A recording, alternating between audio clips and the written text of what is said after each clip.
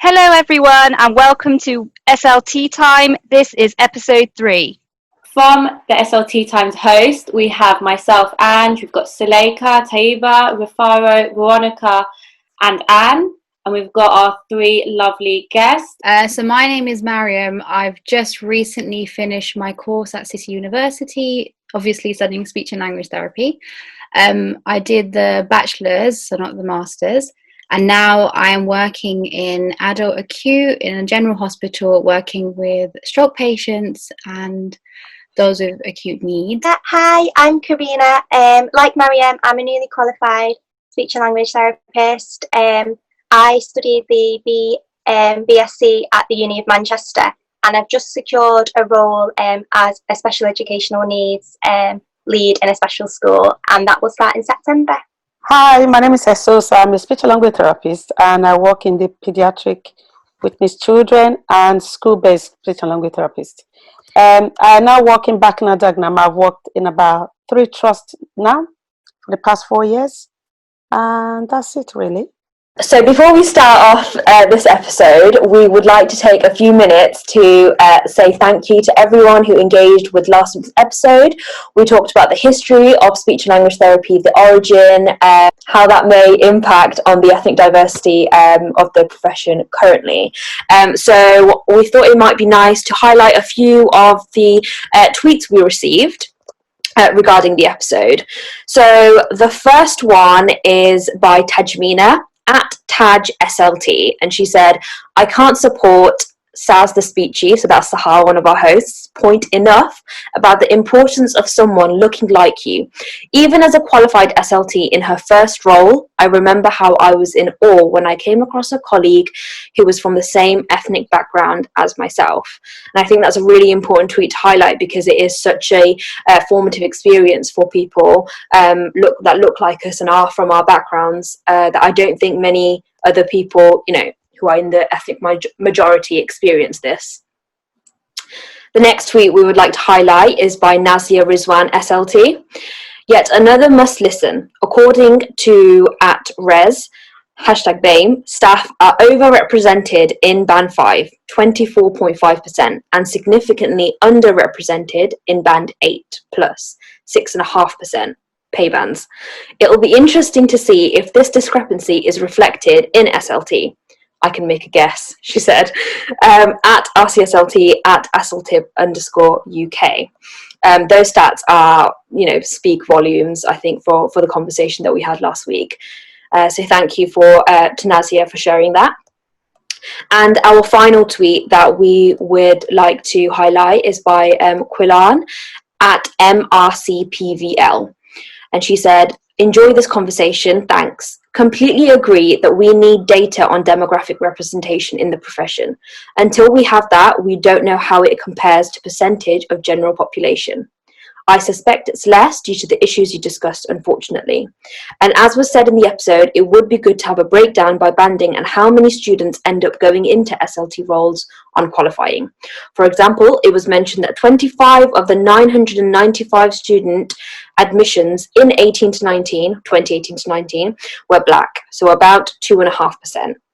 Again, stats are really important to back up the conversation that we're having. So thank you to everyone who engaged on Twitter, and we hope you will hit us with the hard stats for this episode too. So this week's episode is about getting into university, our time on the course, and also on placement. So there are an array of factors that influence that might affect an individual from a black or diverse ethnic background accessing the course. We sort of thought about a couple around work experience opportunities and interviews and those sorts of things. One of the areas that we spoke about is the socioeconomic factors that sort of play into our ability to get onto a speech and language therapy course. As you know, as most people know, it's quite competitive, and there are things like taster days that are available, but at quite a high cost, I think, for someone who's not earning. So if at 18, I don't think I would be able to afford a taster day at an NHS trust to just hear from a speech and language therapist about what the course is. And I think this is one of the things that I sort of picked up and reflected on, and how that might be an additional barrier that someone might face trying to get onto a course, because you might associate that with someone showing more interest as an admissions tutor, but actually it's not accessible to everyone. Mm. Yeah. Well, I haven't heard about these taster days, to be honest. I mean, before I applied to do the course, I just rang up my local speech therapy service and asked if I could come and shadow for a day. And that's what I did. I didn't have to pay any money. I didn't have to do any of these taster courses. Like I said, I've never heard of them before. Is this quite a new thing then? I went to a taster day back in 2016, I think, at BCU, and that was in April. So actually, that was an applicant day. So I suppose I had actually gotten already onto the course. So taster days might be a new thing. But Maryam, did you experience a taster day before you came onto City London? I didn't. Actually, I just contacted my friend's cousin, because I knew that she did speech and language therapy, and she allowed me to shadow her for an hour at a school that she was working at, which I'm very, very grateful for. But I think she was in a position to do that because she was a private therapist. Yeah, I think Suleika's point still holds, because if not taster days, it's interview days. It's travelling across the country, booking train tickets, booking coach tickets, having a whole day off, needing a guardian with you. Some people will need guardians. That is a monetary and a physical investment that a lot of communities potentially aren't able to commit to. And even just the application fees, some universities, especially like with masters, I think UCL, they have a program, like an application fee, so that might not be feasible for some students, and not sure if they have on anywhere online where they can waive the fee, but it seems like that's a first deterrent, that maybe the university is not realizing that this is actually not inclusive for everyone. Did you have, Karina, did you have any experience? What was your experience like getting into the University of Manchester, was it? Yes, I wasn't sure like how super relevant it was, because I kind of agree with what Suleika said before about being from a low socioeconomic status. Sometimes that can present with a barrier, but I did a degree before speech therapy, but I'd never heard of speech and language therapy until I started doing some work in a nursery. So I wondered if I remember I saw something on Twitter last week that said that it's probably quite important to put things in the curriculum to let people know about all vocational courses and what type of things you want to do. Because I remember when I first went to university, I did an English degree and I didn't really want to do it. I wasn't sure what I wanted to do, but I feel that education was strummed into me from an early age, and it was really important, like the expectations was to go to university. So I think it's really important to have more education on that, so that there are more opportunities for people of different ethnic minorities, and in particular from low socioeconomic status. Yeah, absolutely. I think, how are we expecting people from Black and ethnic minorities to choose SLT as a career when they don't even know that it's an option?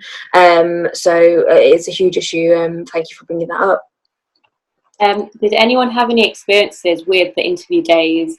And maybe I know myself that was the first point that I realised that the profession wasn't diverse, and I was really naive in thinking that it was. So it'd be interesting to know if anyone had a similar experience. I had similar experience, although I applied to universities long before you. I didn't know anything about speech and language therapy until I had my son. When my son was referred to speech and language therapist. And the first speech and language therapist that my son saw was actually a Black person. So I didn't know that it wasn't that diverse because I met a Black speech and language therapist. I thought it was a profession that was open to everyone. But when I went to City University for the interview, that is when I realized I wasn't that diverse, because I was the only Black person in speech on the interview there. I was just the only Black person there at City University. It was after we started that I had two other Black ladies, one from Canada, and there was another one from Africa in Ghana. So it was just the three of us, and we became like three musketeers. And that's when we realized that we were in a course that was not very diverse. Yeah. And I still remember talking to Barbara Dodd, who was my personal tutor then, about being very, very felt different, felt aware of myself. Although I've lived in London for years, I never felt so aware of my difference until I went into speech and language therapy, that I realized that I was very, very different. The three of us realized we were really, really different to other people. Yes, and Barbara was very kind enough to say, you're one of the few people that's going to change the face of speech and language therapy. What a lovely thing to hear, and I think Barbara was absolutely right. I bet she was. So, what you said about the three musketeers in terms of, you know, I suppose the term, the sisterhood that you found within the O2 people. I say sisterhood, but you can find brotherhood as well. Yeah. You know, male SLTs don't come from my throat, it's important because on my course we had, you know, a group of speech students who were from Black backgrounds, and they were very close, became friends. And I remember hearing whispers within other friendship groups that sort of suggested, oh, why are they always friends with each other? And I thought, do you not see it? Their experiences are the same. They can see you talking about them. Of course they're going to create a sisterhood. Of course you want to be friends with people that look like you and study with people that look like you. So yeah, I think that is a experience that a lot of Black and brown students that are going to be able to relate to. So yeah, thank you for sharing. Yeah, I had the same experience actually. There was me and two other Muslim girls on the course, and yeah, we just went around together. There was another Asian girl as well who wasn't Muslim, and it was just the four of us. So it was like the three Asians and me, and yeah, we just basically spent all of our time together. And yeah, it was like you say, it's like you just kind of gravitate towards the people that are most like you, and you just feel comfortable like that. And yeah, I could definitely relate. Definitely. What was your interview day like, Anne? No, mine was okay. Again, I was the only Black person out of like the 10 people that were being interviewed. I was asked if I spoke any other languages, and like if I was asked a lot about bilingualism, I remember, and I didn't really quite understand what that had to do with me, because I'm like born and raised in England and not smart enough to retain any other language, sadly. But yeah, it was just like a bit of a weird experience, but I think I quite liked it, in like me being quite arrogant and being like, oh, I'm gonna like make a change and I'm gonna be the one to like change everything. So it's interesting, it's also hearing your experiences, because it doesn't sound like a lot has actually changed in that time in regards to increasing diversity. I don't know.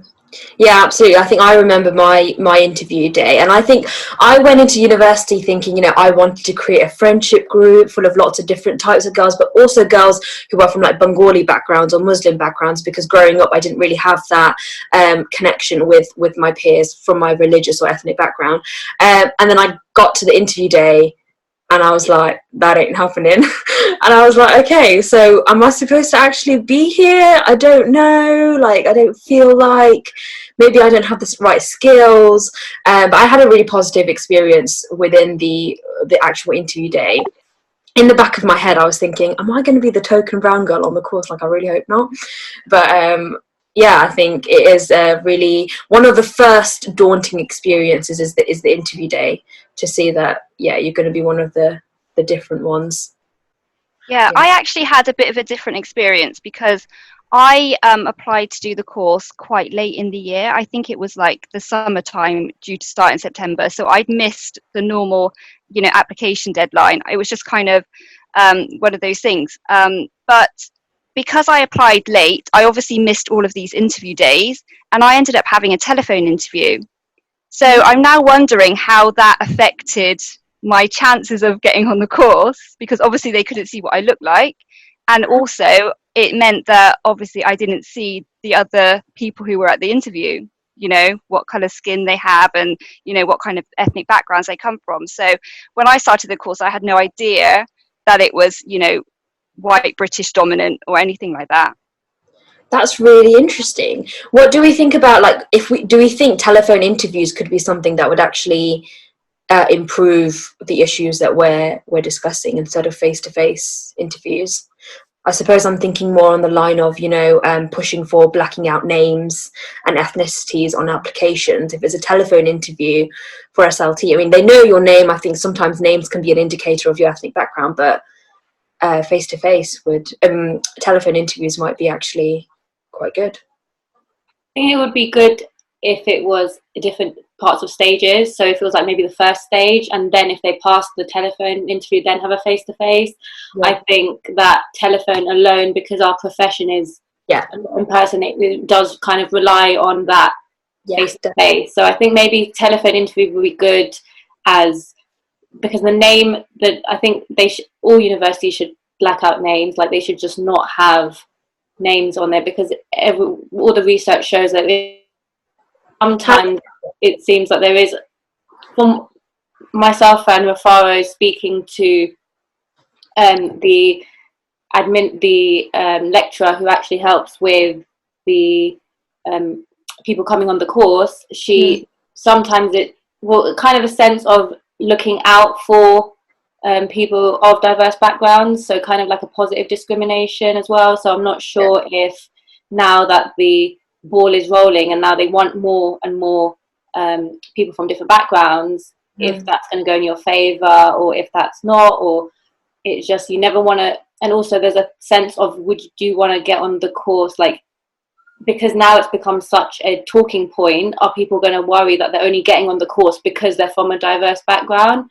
And you really shouldn't be having these thoughts when they're just not. It should just purely be based on merit. So I had quite a protracted process to get onto the course. For me, it's a change of career. I'd spent quite a number of years doing something else in the homelessness sector and went up into management in that sector. And I felt like I needed a change. I was done with managing people. People are very difficult. So I decided I needed to go back and work with people on a one-to-one, but I didn't want to go backwards. I applied quite late initially for the course, and I missed the deadline for UCL when I decided to apply. I took a sabbatical to apply, and I got on to an interview at City. The interview at City I found quite challenging initially. I thought it was quite a protracted process, and the whole kind of what I felt was it was like a cattle branching type of process, where you're kind of in rooms and you're questioned with the time limit on you. So it felt quite regimented in a way. And the one thing that I did not really like, and I took away from that and thought, hopefully that doesn't count against me, which I probably think it did the first time, was one of the lecturers asked me a question about how I would find stepping back from being somebody who tells people what to do to being told what to do on the course. And I actually thought, well, I don't see that as a weakness. I actually see that as a strength. I'm coming from somewhere where I can kind of put that to one side and I can actually take instruction.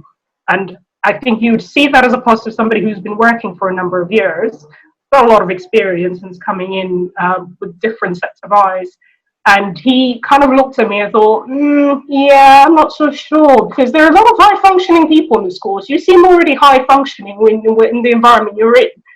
And I left thinking, oh, okay, so I'm not sure if that's a negative or a positive. Am I supposed to go back and be a care assistant or an assistant or a speech assistant for you to accept me on the course? I'm not sure. Hence, I didn't get on to the course that year. The feedback I got was that I didn't have enough experience with speech and language therapy. I was like, oh, okay. Despite the fact that I'd worked with tons of clients with issues around speech and language therapy. So I decided to leave it, gain the experience I needed for that year, and then applied again to both City and UCL this time. And the UCL experience was far, far better than the City experience. I did eventually get onto both courses, and I turned down City. And they actually called me and they asked me why I was turning them down, since they remembered me applying from the previous year. And I had to give back my feedback, say, well, I did not feel comfortable with your interview process. But I do appreciate the opportunity you've given me to experience it.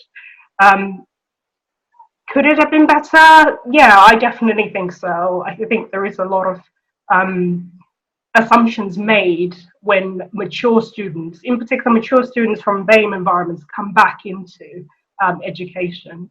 And I think there does need to be more support from the interview process at the beginning, which I felt was lacking for myself personally. And I found that more suited to me at UCL.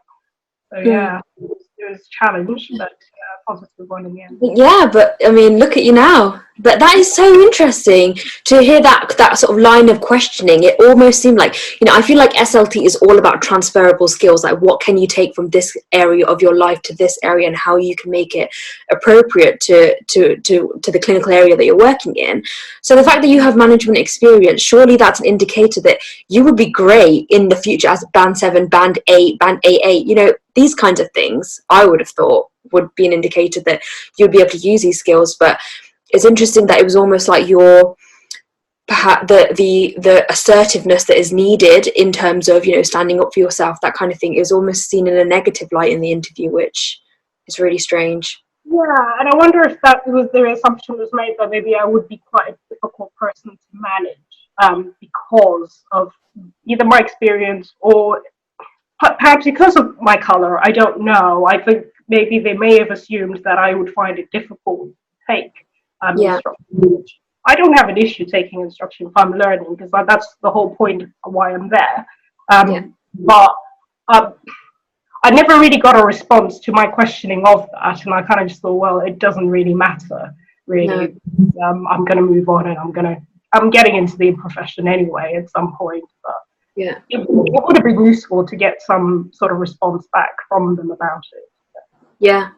Well, I'm looking forward to hearing if anybody else or any other students have had experiences like that at interviews.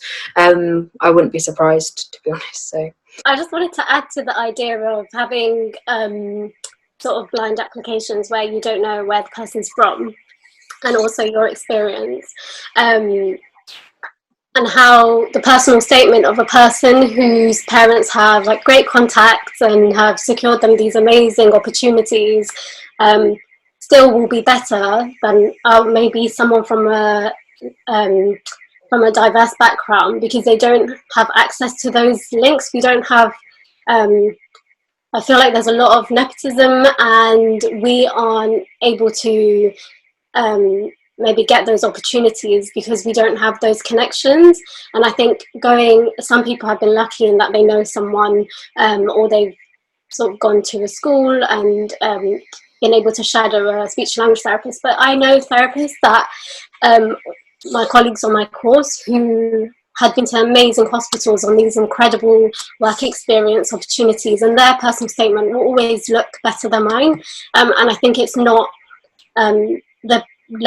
it's not a level playing field, and I think we all need to acknowledge that, and I think admissions tutors need to acknowledge that and not take that for granted, because I think it looks like this person has invested so much time and energy, but I might have to send off that many more applications to get that opportunity, just to get my foot in the door, so that I can say I attended this, so they can tick that box, shows interest. And I completely agree. Like, one area where I found it quite challenging when it came to interviews is I had barely any experience of interviews, and maybe somebody from a more affluent background will have their parents or people that they know within the career already being able to coach them to answer questions, like things as simple as like the STAR technique. I had to use trial and error, so I went for my first interview, didn't get it, and then go back and reflect on what I did and didn't do well, whereas somebody else who had that coaching would have passed all 5 interviews.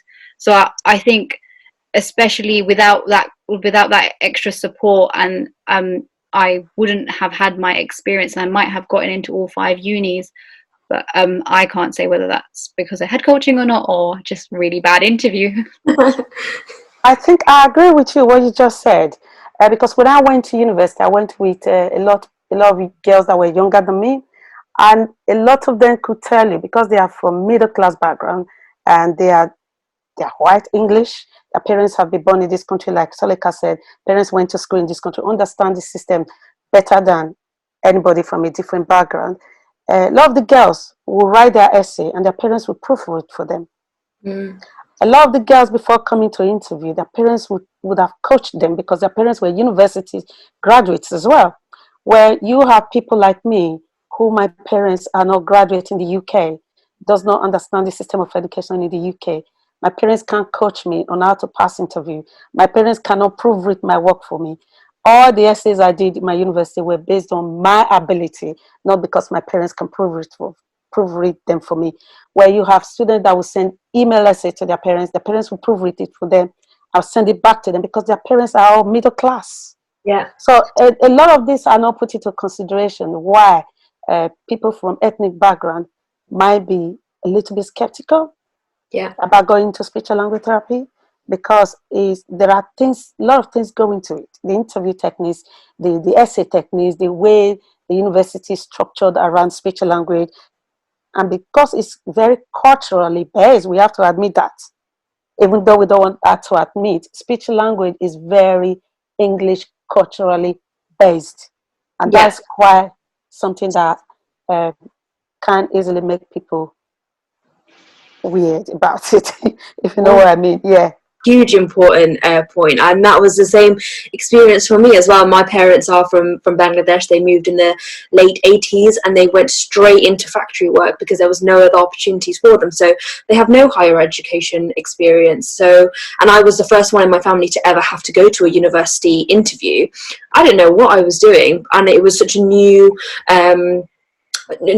skill set that I needed to sort of tap into and practice, and that is daunting. And absolutely right, I looked around and I saw everyone's parents turn up in suits, and I think, you guys know what you're doing. I'm in the deep end. But yeah, I think so many students have to go through that experience. So huge important point. Thank you. So the next point we're going to talk about is university experiences. So we made a survey monkey asking people to discuss with and share if they had any university experiences. So one of the responses we got, I'm just going to read out just one of them. So this is from a student. They said, the lecturers have a list of our names. I clearly have an African surname. During a phonetics small group session, my lecturer asked me if I could say something in a language that uses clicks, with a massive grin on their face, as if I was about to do a performance for the room. I responded in my best RP, sorry, English is my first and only language. I don't use clicks. My lecturer was visibly disappointed, but continued with the afternoon's agenda. I was embarrassed and couldn't quite understand what had just happened. When I told a couple of course mates what happened, my friend of colour said, that's awful, you should tell the department. My white friend said, oh bless, I feel bad for that lecturer, they were just being curious. How else should they have asked? For my white friend's response, I didn't think that my all-white department would hear the problem, so I have been silent about it until now. So that is just one experience, I'm sure, of many that people have had with university, even discussing it with their peers. I myself had a experience where I was, myself and Rafaro, we were working collaboratively with the university, with UCL, to try and diversify the course and just make it more inclusive, just like beginning steps from last October, so October 2019. And I discussed with my friends, discuss with them, like, we're gonna have a meeting. I was like quite excited that we're gonna maybe like do something, and I was discussing the process of how getting onto UCL specifically, and maybe that's impacted by going to a Russell Group university. And we know that, like, research has showed that those who go to a Russell Group university, there's significantly higher amount of people that are white, and maybe that's a factor into getting onto UCL's course. And I was just like discussing maybe why is the course specifically so white at UCL. And one of the girls, a white female, middle class, very middle class, she she, every time I put a point, she reacted with another point, but how do you know they apply? And it's like that racial gaslighting, like thinking there isn't a problem when there's always something coming back. And it wasn't until like I realized this was before lecture, we were just talking about it, and then I went into the lecture and I started getting really heated and I started crying uncontrollably, and I didn't realize that, like, I was trying to stop myself. I was like, what? Like, I didn't realize until I had to literally run out my lecture. And the lecture we were having was about dementia, and the lecturer did say in the beginning, if anything comes up for people, you can just leave. So a lot of people came up to me after asking me, are you okay? And I was like, it's not that, it's something else. But yeah, so it was quite, I didn't realize I would have this reactive emotion that literally just like ran out the lecture and started bursting out crying, because I felt so angry. Like, why are you questioning something that is such an emotional level of, we're trying to do something, trying to find out what's the reason, and then you're coming back saying, oh, but people don't apply. It's just a rhetoric that doesn't need to be made. And then after I thought, oh, how is this going to best be solved? So I spoke to the individual, and I thought that if I speak to the individual in a calm manner and just like talk about how I thought that made me feel, that they would acknowledge this. And I was so naive in thinking that this person would acknowledge this, because first of all, as a speech and language therapist, you're supposed to take feedback on quite like lightly. You're supposed to understand that if someone has feedback, you're supposed to take it on. But this individual counteracted what I said and made it about them. And a comment that they did say was that really hurt me, was the fact that they said, oh, I'm not trying to stop you from being a martyr. And like, that cut me really deep. And I was like, the word martyr, like, it just is so, I just couldn't comprehend how she could say that. And then she then made it about her and said, because I said I felt attacked with what you were saying, and then she said, but I've been feeling attacked the whole year. And I was like, well, why didn't you tell any of us if you were feeling attacked? You're not feeling it. Like, it was just, I was just so angry. It was just a great time. But that was just one experience of speaking to a white peer about diversity in speech and language therapy. I'm sure, like, maybe if someone has similar experiences, or even just university experiences of being from a different background. Like, your experience like really resonates with me in terms of like every time that I would like mention like being black or like any ethnic minority or BAME stuff, and I feel like in every like lecture, every kind of like, we'd be doing dementia, we'd be doing DLD, whatever, and I would always be that person to be like, oh, okay, what if they're like from a diverse background? What if they're an ethnic minority? What if they can't speak English? Like, I would have the same question again and again in every lecture, but no one would ever have the answer for it. And like, I don't know, sometimes the responses from peers, most of my peers, quite luckily at City, like, they're all quite supportive, but then you do get a few like, oh, you're being really like, someone did call me quite aggressive in like the way that I asked, and I was just like, okay, like, I hate being called aggressive, because as loud and as like animated as I am, I'm not aggressive. But little things like that, I think, can really pick at you. And I think the problem is at universities, there's no proper way of reporting things like that. I shouldn't be allowed, like, no one should call me aggressive. No one should be saying that you're a martyr. And these little experiences are what mark your time at university. I know that there's a real problem in speech and language therapy and healthcare courses in general in terms of people from BAME backgrounds staying in the course in terms of retention. And I think it's little things like that. And if you keep having experiences like that for a whole year, you're going to feel like rubbish and you're not going to want to stay. So of course you're going to drop out. But I think universities don't have a effective way of reporting that process and investigating it as well. I was discriminated against at university, though I'm not actually sure why, but throughout like the whole of the 3.5 years, I was discriminated against in terms of grades that I would get for work. So there was like a huge difference between the marks that I got from clinical lecturers and the marks I got from non-clinical. So I would get really high marks for non-clinical work and really low marks for clinical work. And I was just thinking, how can my marks be so different? How can I be getting really high marks from one set of lecturers and really low marks from the other? For the other, And yeah. then one of my lecturers, one of the non-clinical lecturers actually, let slip in one of the lectures that every year there's at least one student that the lecturers take a dislike to, and a lot of the lecturers do everything they can to try and fail them.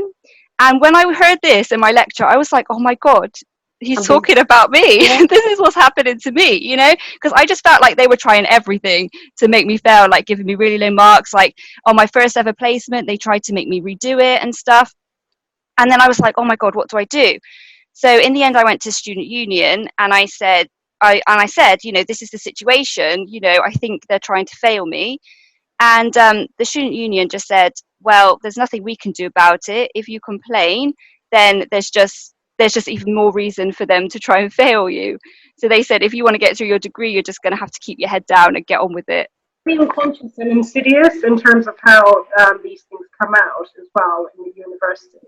I think kind of going back to Angie's point, we did kind of talk about that, and then I spoke about it with some of my white peers as well, and a lot of them kind of said, well, we really do appreciate what you guys are doing in terms of trying to raise the profile of diversity in the profession. It's difficult to support because they don't have a reference point to it. They don't have those experiences. So for our white peers, it's kind of like a block already. They want to help, but they don't know how to help. And sometimes when they do help, they will end up saying things that may be taken as offense, may actually end up setting things backwards a bit. So for them, they just keep quiet. One of my friends actually on the course, a white girl, lovely, lovely girl, and she said, I won't say anything because sometimes I just don't know if I'm going to offend. I want to be honest about how I find certain things, but I might end up saying the wrong word, and that may be then seen as me. I'll be labelled as a racist or whatever it is. So what we were saying to the university, Anne and I, was like, we need to have these conversations openly and honestly within the university and within the course about the language that is used, about the way things are taught, about the way things are seen, because no one feels comfortable enough bringing it up as a student. It has to come from the universities who are leading in the education stream of it all. Unless that changes, nothing changes on the ground. The students just don't know what to do. Whether or not that's going to happen, I think it's starting to filter through a little bit, and from what we've seen with UCL doing a few changes, they're making some changes, definitely. Yeah. But it's not enough. There's a lot more that could be done. There are things that they've spoken about that are still in process that could have easily been put in place years ago. Why are they not being done? I actually think it's just because they don't have the expertise. They don't know how to go about it. And we've spoken about this and said, okay, if you don't know, get outside help. You cannot bang on about saying, well, we're doing it because you want to do it yourself. No, if you cannot do it yourself, get someone else in to help you. That's what around diversity and inclusion exists, to help organizations, to help education institutions like UCL to improve. So on placement, for me, I would say I've been quite lucky in that on my first placement, there was an Asian practice educator, and that was the first of a different diverse background person that was there. I know we've all spoke about how everybody in interviews and lecturers have all been white. I had some European lecturers, but other than that, it was very much middle class English. But what I think is really important to highlight, I would say for me personally, when I was on the way to placement around COVID-19, I had to have talks with my mum. I think being from like an East Asian or Southeast Asian descent, like people can often judge you when they're ignorant and, you know, all those microaggressions about where has corona come from. So I particularly felt fearful. I didn't have racial abuse thrown at me this time in my life, but I definitely had dirty looks and on the way to places I wasn't comfortable. But I was really appalled to hear from someone who wants to remain anonymous on my course, and when she was having her placement, she wore a hijab. And I know that when she had a placement in a very racist area, and she was asked a few times to not attend certain meetings and to not attend to meet certain families because they were extremely Islamophobic. And then there was an incident where she was in clinic with her practice educator, and I think a parent made a comment that was racially abusive towards her, and this individual had to stand up for herself, was not able to didn't get any support from the practice educator, and then she just obviously felt so disheartened and didn't have a very good relationship with the practice educator because she just felt it really affected her, understandably. It's something that we all understand, and maybe white people don't just cannot understand how deeply that affects somebody. But what really disturbed me about this story was that, you know, when you're on placement and then you have your midterm review, the practice educator then writes how your feedback is, and her feedback was poor, so she was asked to have a meeting with somebody at the university, and the practice educator said that they were worried she might not pass this placement because she's not engaged, she's not appearing engaged, you know, she's not showing that she's motivated. So when she then went to have this meeting with somebody at the university who was a lead at the time, she was explaining the situation of what happened, that, you know, she was racially abused, she wasn't supported, but they, I don't know if it was a practice educator or someone at the university, but she ended up being referred to occupational health, and the blame was on her for social anxiety. So then she had to go and have a meeting, and as soon as after she had the meeting, they knew that you know, that it wasn't her problem, but she wasn't supported on I think that was something that was her first placement, and it really had a big effect on her. I mean, she's smashed it now, but I think things like that is so important when everybody that is higher up in universities are white. If there's a lack of understanding there and the blame is on you, how do you get that support? I think that there needs to be somebody that's like a diversity equality person that is black or that is a diverse ethnic minority to be able to represent and understand these things, because it's disgusting that this is still happening. I also think that it's easy to say, oh my god, that's disgusting, to all those overt racist moments, but when it's like the small covert microaggressions, you're hugging them off, but then it's only upon reflection after 4 years and this whole conversation came up with RCSLT and BME students and of diversifying the profession that I realized, oh my god, people have been calling me Marianne for 4 years and I've just like bat an eyelid and it's a microaggression. People have made comments about eating with hands, people have said things about cousin marriages, and I've just let them go past, and it's only after 4 years that these experiences are added up that I can be like, oh my god. And they don't get that same level of shock factor and wow, that is racist as Karina's story. But I think those instances do hold the same amount of importance. And as Veronica was saying, what happens when we report those instances, and are they even worth reporting because they're so small? The emotional label, the emotional layers that are behind microaggressions are so subtle, and almost we don't have the vocabulary to even express why it impacts us so much. Only people who experience it will understand why it is painful to have to keep repeating how you pronounce your name to someone, or basic things, and not be asked about arranged marriage every time you meet someone new. You know what I mean? Like, I think that's a really good point to make, in terms of, I think a lot of places think that they're doing things, I'm talking about universities and organizations in general, in terms of like getting more ethnic minority people in, and think that that's solving the problem. But if you don't have people of that same belief, or people that have an understanding of the issues at the top, it's making absolutely no difference.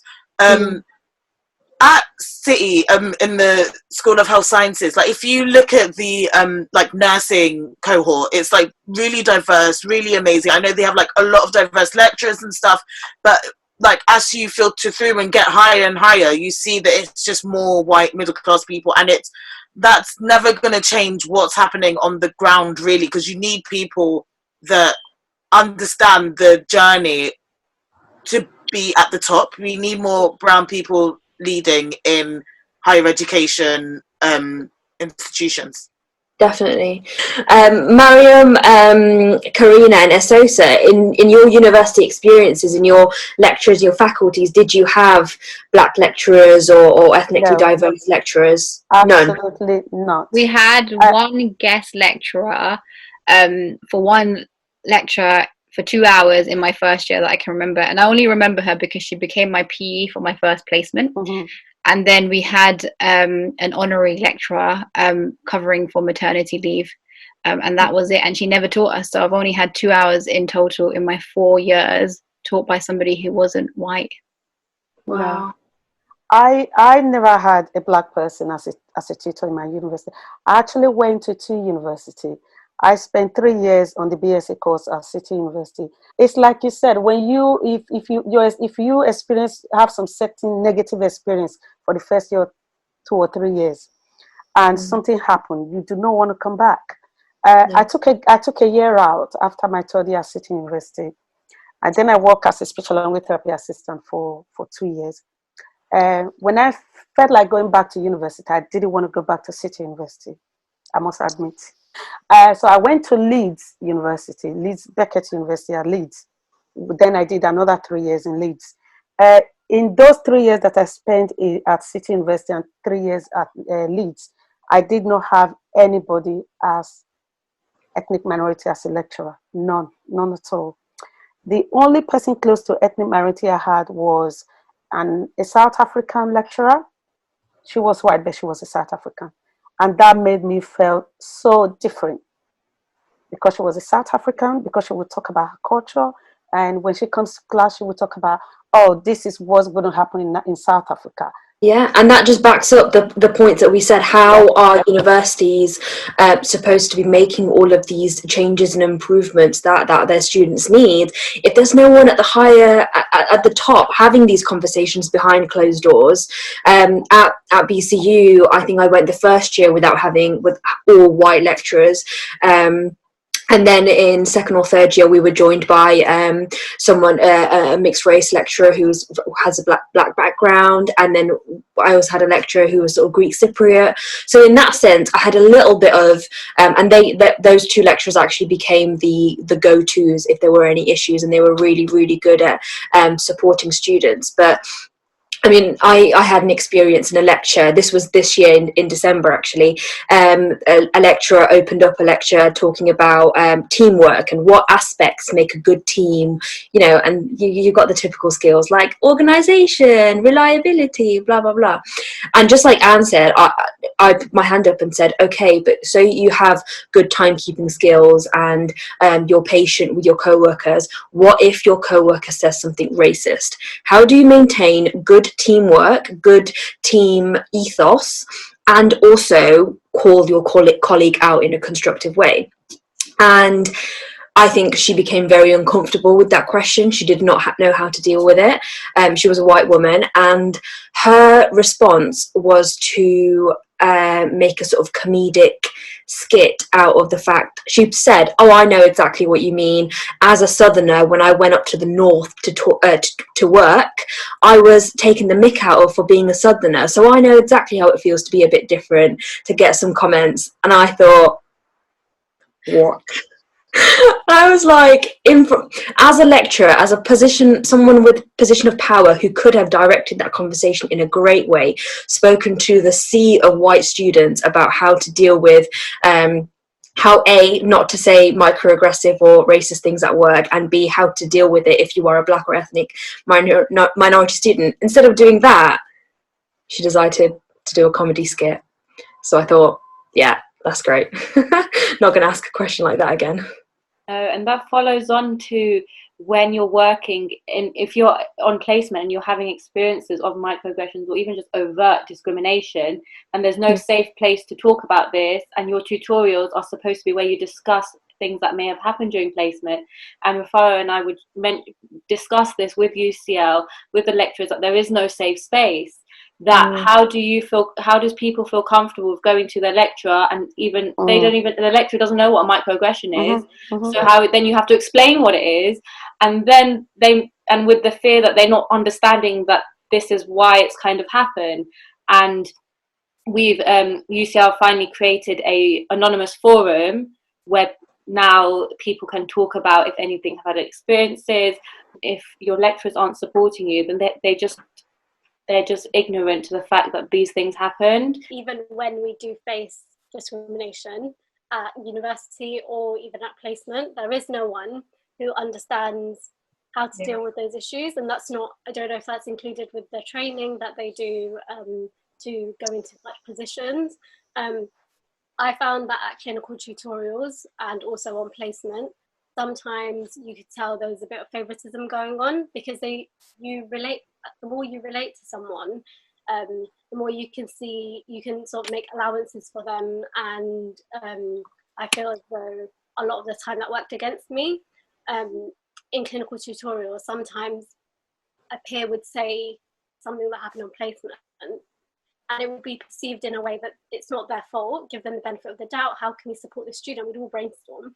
And then when it was my turn, it was kind of like, well, you kind of need to sort that out, kind of implying that it's that I'm not not doing well at placement, or I'm not a good enough student. And I think that really impacts our performance. And I think a lot of speech and language therapy, whatever, I understand that it needs to be subjective a lot of the time, but I don't feel like we're protected by any of these mark schemes that they use, because it's really up for interpretation.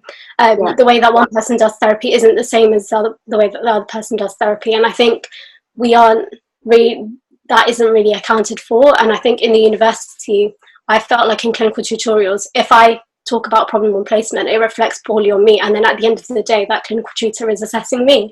So why would I come with an issue and make myself look bad? So you just sort of grin and bear it, and you just get on with it and try and get to the end of the course. As you were saying, Monica, like it's not fair.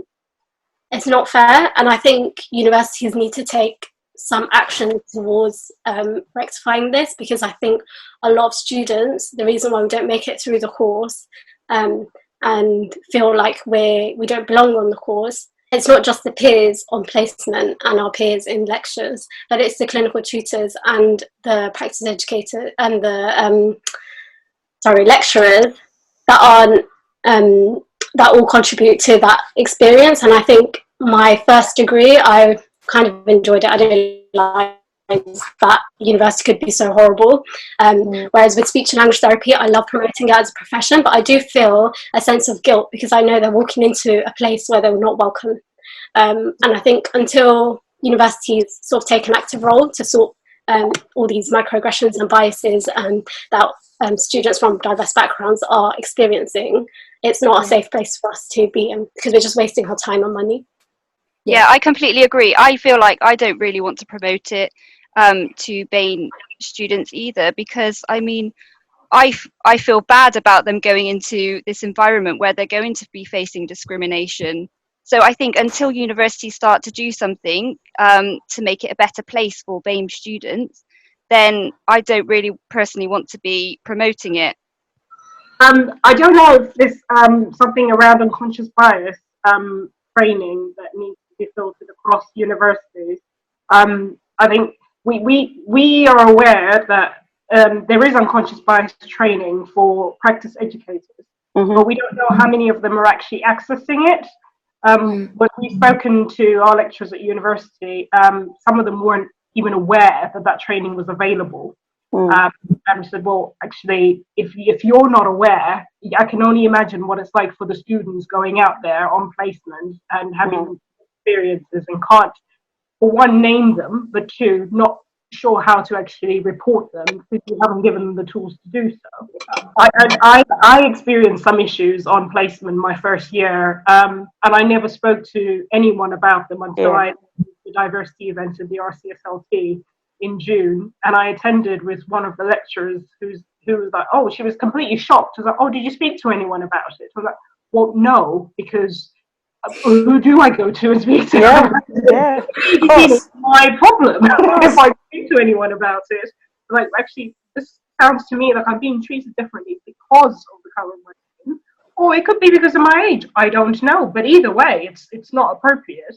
And she was absolutely shocked that we weren't, nobody had actually given us any training around unconscious bias. So, well, you are part of the service, you're part of the institution. If you are not aware of what's available to your students, your practice educator, how are students supposed to be aware of how to access support when things happen? It is a problem. We alone can't fix it. They have to really start looking at how they've created the curriculum, how the curriculum sometimes is shaped in a way that actually does not allow BAME students to express how they feel, or how certain things in the teaching comes across as particularly not appropriate, could be termed as racist, could be termed unconscious bias. I've seen it in the curriculum, I've seen it in the assessments, but I can't say anything because I don't know who to go to talk to about it. I totally agree with you completely. I kind of experienced similar thing even within the university. I remember the first time we were meant to do a formal assessment, and I borrowed KELF to take home to use with my children because my children were actually born in the UK. They were not exposed to African language, so they're monolingual English speaker, just like the other lady said earlier. And my clinical educator at, sorry, not my clinical educator, my professional studies lecturer at university, she was actually a Jewish person. You would have expected her to understand, but she said to me, oh, you can't use your children, Esosa, because your children are bilingual. I said, my children are not bilingual, they're monolingual English speakers. I thought that was really, really prejudice for you to assume that every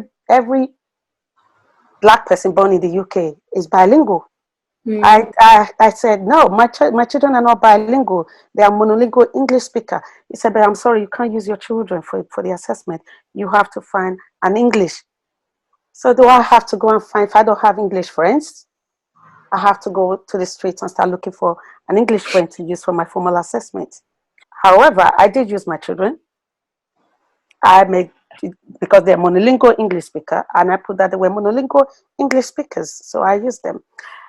On placement, I had similar experience where I wasn't quite sure whether this was because of my age, because I'm a parent, I have children, I have to go home early by 5 o'clock when we finish placement. I have to go home and pick up my children from nursery and take them home, whereby my placement colleague, my placement partner, will have time to go to the pub with my clinical educator from placement. They will go out for a drink on a Friday. She will come early. They will have coffee in the morning. I can't come early. I have to take my children to nursery before I come to placement. I didn't have that luxury to spend time after placement with my clinical. She had this kind of really bond with my clinical educator at placement. And I became like, I didn't drink. I don't go to pub. I've never been to pub. I've lived in England almost my life, but I have never been to the pub, and I don't drink alcohol. I felt hugely disadvantaged that I didn't have somebody from my background who is a Christian, who doesn't drink, who doesn't go to the pub, that I can relate to. I will come home every day and then I feel like, what am I going to tomorrow? What am I going to do about this tomorrow? Nothing. I didn't do anything about it because I wasn't told where to speak about things like that. I was not told if there was a safe place to discuss things like that, and I never talked about it. And that's actually linked to one of the tweets that Anne tweeted out. Anne was the girl that left first. She said, you know, as a Black woman, she feels like she has to work 10 times harder, and I suppose that encompasses what your experience, what you've described encompasses what she. Even though I'm practicing, I still have to work 10 times more than everyone else. I could train a speech and language therapist who is newly qualified, and then in another 6 or 7 months, she'll get a higher band than I do. Yeah, absolutely. I went to a student day held by SLTea, and this is an annually held event for third-year students, and it was held in December in Sheffield. So about maybe 100, 200 third-year students from all across all the UK universities went to Sheffield for a day all about how to be employable, what kind of things to look out for as an NQP, how to get your dream job. And the entire panel of NQP speakers, so newly qualified professional speakers, all white, and then all managers of the different trusts that were representing, they had a question and answer panel. All 4 of the managers were also white. And I remember one of the question and answers question was, how do we present ourselves in the most positive light, or something like that. And the manager, as a white, blonde woman, she said, I want who I'm going to hire to look like me, she said look like me, but I think there's a moment where she was like, oops. She said, look like me, have the same interest as me. I want to see myself in them. And I thought, well, that's it, I'm out the running then for that job, because I don't look like you and I don't have the same life experiences as you. I think implicitly, out her words, and the issue of accessing jobs and accessing SLT has just come out in the most sinister of ways. To 200 students, you've just said, if you look like me, you sound like me, and you're from where I'm from, you'll get the job. She was being honest. That's exactly what she was looking for. And that is the scariest thing. Yes. Yeah, that's the scariest thing for me, because she could be so honest and open. I feel like if there was a brown or black woman on that panel as a manager, and she had said, I want someone to look like me, speak like me, and come where I come from, oh mate, she would have been dragged off that stage. I really do strongly feel like there should be a BAME person on interview panels, whether that be, for getting into university or for getting jobs as well, because, as Tiber said, they have this unconscious bias at the back of their mind that they're only going to employ someone who looks like them. So I feel like if everyone's got this unconscious bias, the only way we're going to get past that is to have more BAME people on interview panels. I'll give credit to UCL, because they have started that process. They actually now have clients on the interview panel, and they are either BAME or have aphasia or have children with specific issues, and it's good to kind of have their input on the interview process as well. Because at the end of the day, I think the clients who are receiving the service can instantly tell the characters of what makes a good communicator and a speech and language therapist, and what makes somebody worthwhile coming into the profession, or somebody they're willing to take advice from. So it has started, but you are right, maybe someone else who's higher up in terms of a lecturer or somebody in the administration of people getting onto the course would be useful to have on the interview panel as well. I would want to see, I know I talked about like telephone interviews, but also I think like asking the black or ethnic minority student, like, is coming to the university feasible? I would want them to explicitly say, is this feasible for you? Are you able to afford it? If not, have contingencies in place, have a telephone interview. If they pass that, have a Skype interview, because there are always ways that we can go about it, and we know this because of how we've adapted to COVID-19, and if we can do it now, then we can do it for students who aren't able to access it. That's what I would want to see. I would like universities to take an active role in safeguarding students. Ultimately, I think universities have a responsibility for students, not putting them in uncomfortable situations, taking the time to learn about the students that they're, taking the time to learn about their experiences and making it an open conversation, an open discussion. I want to see policies in universities to show us that if this happens at placement, these are the consequences and the ramifications, and not just somebody listening to you and saying, well, your peer on placement didn't experience that, so, what's silencing you in that way. And I'd like to see the numbers of students who leave the course and why. I would say, at my university, I think that although they have been white lecturers, they have been positive. There have been some that have been positive advocates, which is definitely a start. And to talk about, for example, with adults with learning disabilities on the social model, it was very much emphasised in Tier 4 of people being from different ethnic backgrounds and the barriers that they face. But I think a lot more could be done. I think that, bearing in mind from the account of an individual that I spoke about earlier, I think that some kind of inclusion strategy should be in place, really, to how to support people better. And things, for example, like in dysphagia, when we find out about the symptoms, they're usually on the white person. About turning red, there's other symptoms, there's things that are out there. And I think if there's an inclusion strategy, then there will be plans and actions that should be put into place to help support BAME people. I think I would like to see more unconscious bias training being filtered out, not just to practice educators, but to students and to lecturers as well. I think there are a lot of things. We spoke about microaggressions and unconscious bias within the workplace and within our placements, but unless we speak about it openly and honestly with our peers who could be our allies, nothing really is going to change. So I think that's the main thing. I think whilst we're looking to improve the systems across the board in terms of changing the curriculum and getting more Black and ethnic minority lecturers in positions of teaching and power, the first step maybe is to challenge the unconscious biases first and foremost on the ground level. In terms of the previous point about getting into university, something that I'm involved in relation to the marketing department at my university is answering prospective students' questions.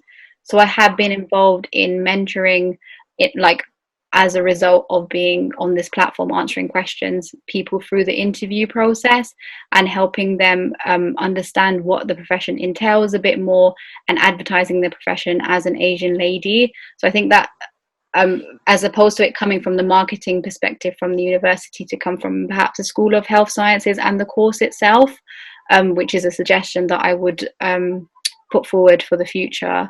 And in terms of once you're a student on the course, obviously inviting more diverse lecturers to teach us.